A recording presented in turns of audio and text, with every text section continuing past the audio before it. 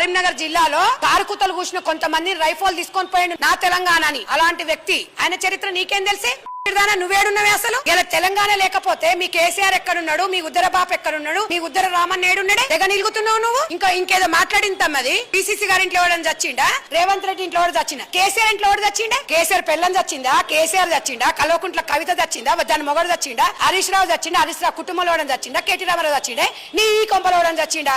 ఎవ్వడు చావలే. అయినా ఉద్యోగాలు ఇచ్చిరు. 1200 మంది విద్యార్థులు చచ్చిపోతే వాళ్ళ శవాల మీద పేలాలు ఏర్కొని తిని సమాధుల మీద ఇండ్లు కట్టుకొని కులికిండ్రు 5 ఉద్యోగాలు. చరిత్ర తెలుసుకోవే బుడ్డదానా. ఇష్టం వచ్చినట్టు మాట్లాడకు నువ్వు. లొట్ట పీసులది ఒక్క ఉద్యోగం కూడా ఇలే. ఏం బీకిచ్చిండే? 1200 మంది పిల్లలు చచ్చిపోయారు. ఇలా మా రేవంత్ అన్ని ఇచ్చిండు ఉద్యోగాలు. బంగారు తెలంగాణ ఏడుందే? ఏడన్నా పోతావు, రాత్రిపూట పోతావు, ఆ వీడియోలు తీస్తావు. బాపు ఓ బాపు అంటావు అడవిలో అడుగుతున్నలాగా. పబ్లిక్ లకు వచ్చి మాట్లాడు, దాంట్లో అర్థం ఉంటది. పావని గౌడు బిడ్డ పుట్టినందుకు గౌడులంతా సిగ్గుపడుతున్నారు. మాట్లాడతావు మా గౌడు అని చెప్తావు అంటే కులాన్ని అడ్డం పెట్టుకుంటావా?